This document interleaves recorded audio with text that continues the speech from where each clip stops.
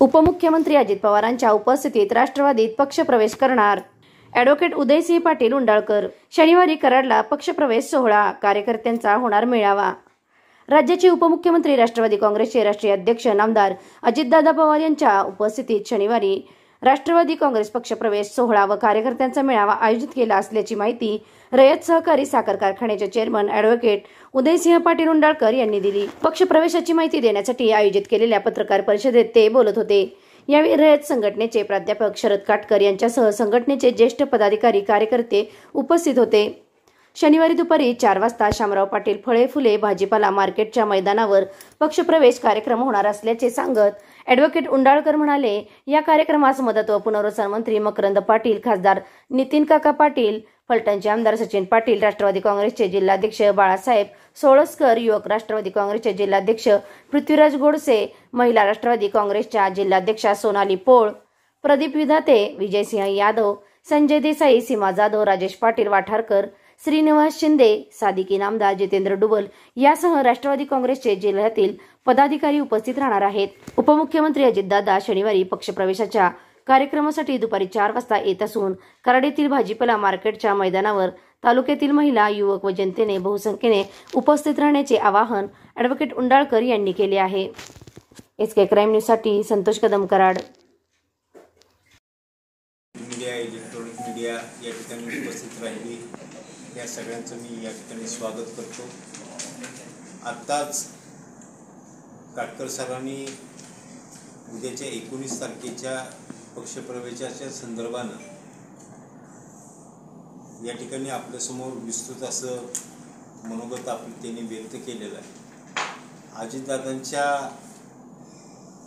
उपस्थितीमध्ये 19 तारखेला राष्ट्रवादी काँग्रेस पक्षामध्ये या ठिकाणी एक रयत संघटनेचा कार्यकर्ता पदाधिकारी म्हणून या ठिकाणी प्रातिनिधिक स्वरूपामध्ये माझं प्रवेश होणार आहे। आपण सर्वजण त्या प्रवेशाला आपली उपस्थिती असावी ही विनंती करायलाच तुम्हाला सगळ्यांना या ठिकाणी बोलवलं। अजितदादांच्या पक्षातून झाल्याची निर्णय आहे, बऱ्याच ठिकाणी बऱ्याच ऑफर तुम्हाला होत्या,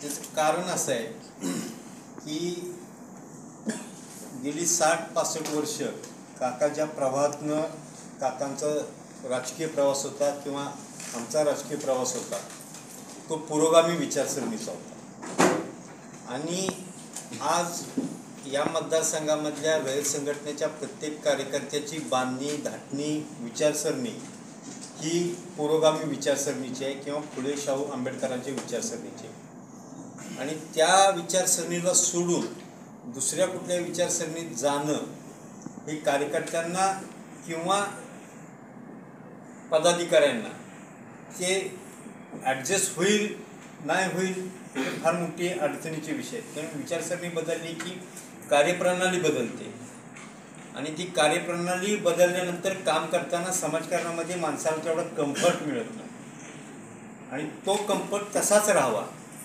पण आपल्या पुरोगामी विचारसरणीला राजकीय शासकीय ताकद मिळावी यासाठी राष्ट्रवादीची निवड करणे। विधान परिषद किंवा महामंडळाचं असं पद मिळाल्याची एक खूप उत्सुकता आहे कार्यकर्त्यांच्या चर्चा आहे। विषय असा आहे की पक्षप्रवेश माझा जो होतोय तो कुठल्या कंडिशनवरती नाही आहे। कारण दादांबरोबर 3 मार्चला जी बैठक झाली त्या बैठकीमध्ये ना त्यांनी मला त्या ठिकाणी फक्त एका गोष्टीची मी त्या ठिकाणी आवर्जून दादांपुढं उल्लेख केला की दादा, आम्ही ज्या पद्धतीनं आज तुमच्याबरोबर काम करायला इच्छुक झालो आहे किंवा तुम्ही म्हणताय की आमच्याबरोबर तुम्ही काम करणं गरजेचं आहे, तर त्या पद्धतीनं मी कार्यकर्त्यांशी बोलून हा निर्णय घेईन, पण आम्हा कार्यकर्त्यांना एक राजकीय संरक्षण आणि जी या तालुक्यात विकासाची जी काही संकल्पना काकांनी राबवली ती पूर्ण करण्यासाठी तुमची ताकद आम्हाला लागेल। त्यावेळी दादांनी एवढंच सांगितलं की या सर्व गोष्टींची जबाबदारी पालकत्व मी घेतोय, एवढाच शब्द त्यांच्याकडनं माझ्याकडे। आता भविष्यामध्ये राजकारणामध्ये पुढं जात असताना जे काही घडेल ते शेवटी काम केल्याशिवाय माणसाची कॅपॅसिटी कळणार नाही. पक्षामध्ये मी चाललोय, त्या पक्षाची बांधिलकी मला जपावीच लागेल. त्यामुळे त्यांचं संघटन या तालुक्यामध्ये नव्हे ते या जिल्ह्यामध्ये वाढवणं ही माझी नैतिक जबाबदारी. आता तुम्ही महायुतीत जाताय, महायुतीच्या इतर पक्षांशी जुळून घेणं गरजेचं आहे. मात्र इथं जे नैसर्गिक जी लढत आहे ही भाजप विरोधात अशी आहे, त्यावर आपण महायुतीबरोबर कसं आहे, आज आम्ही राष्ट्रवादी हा महायुतीचा एक घटक पक्ष आहे, सत्तेमध्ये आहे आणि त्या पद्धतीनं पक्षाचे जे आदेश असतील त्याचं या खाली तालुका स्तरावरती त्याचं पालन होणारच आहे. पक्षातनं पक्षाची माणसं घेऊन चाललेली नाही. दादा, आत्ताच पक्षप्रवेश का, म्हणजे ही वेळ का? हे जर आपलं लोकसभा किंवा विधानसभेच्या काळात जर आपला पक्षप्रवेश झाला असता तर कदाचित चित्र वेगळं दिसलं असतं. काय शेवटी त्यावेळी त्या जबाबदारीनं मी काम करत होतो त्या पक्ष संघटनेमध्ये आणि ऐनवेळी ज्यावेळी पक्षाला गरज असते ही आपलं काम, त्यावेळी पक्षाची जबाबदारी पार पडली, प्रामाणिकपणे काम केलं. दुर्दैवानं अपयश आलं आणि आज कोणतीही निवडणूक नाही आहे, पक्षाची कोणतीही भविष्यामध्ये जबाबदारी आपल्याकडे नाही म्हणून हा निर्णय करणं यावेळी उचित ठरलं. परवा अजितदादा येऊन गेले बँकेमध्ये, त्या दिवशी काँग्रेसचा कार्यक्रम झाला 27-20मध्ये. त्या कार्यक्रमाला तुम्ही गेला होता, त्या कार्यक्रमाला बाबा होते. परत विजय सरकारच्या बैठकीसाठी पण तुम्ही बाबांच्या घरी गेला होता. बाबांनी काही प्रतिक्रिया व्यक्त केली का तुम्ही पक्ष सोडून निघाल्यामध्ये? नाही, मी ज्यावेळी दादांच्या बरोबर चर्चा करायला जाणार होतो त्या आधीच मी बाबांना या सर्व गोष्टीची सविस्तर कल्पना दिली की काही कामानिमित्त मला दादांची गाठ घ्यावी लागते आणि तिने स्वतःहून मला तुम्ही या मग आपण चर्चा करू असं मला तिने सांगितल्यामुळं निश्चितपणानं तिथं राजकीय काहीतरी चर्चा होणार आहे.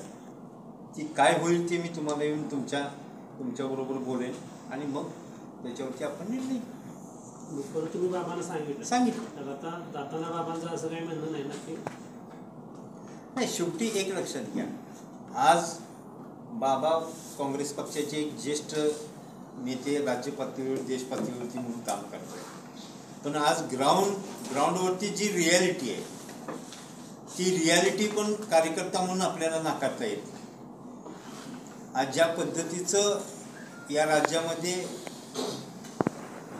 परफॉर्मन्स चालला आहे त्याच्यामध्ये कार्यकर्त्यांना ताकद मिळवण्यासाठी आपल्याला काहीतरी निर्णय करणं गरजेचं होतं म्हणून हा निर्णय केला. भविष्यातली निवडणूक महायुती विरुद्ध काँग्रेस अशीच होईल का? आता भविष्यामध्ये निवडणुका कशा होतील हे त्या त्या परिस्थितीनुसार ठरणार आहे आणि त्यावेळी प्रत्येक पक्ष आपापले निर्णय घ्या. सह्याद्री कारखान्याच्या निवडणुकीत तुम्ही कुठं भाग घेणार नाही म्हणून सांगितलं होतं, नाही भाग घेतला, पण जुळवाजुळवीच्या 1-2 मिटिंगमध्ये तुम्ही होता. कसं आहे, त्यावेळी माझी प्रामुख्यानं एकच भूमिका होती की कराड तालुक्यामध्ये मार्केट कमिटीच्या निमित्तानं जे काही राजकीय समीकरण झालं ते राजकीय समीकरण आहे असं राहावं ही एकमेव त्या पाठीमागची माझी भूमिका होती, पण दुर्दैवाने ते होऊ शकलं नाही.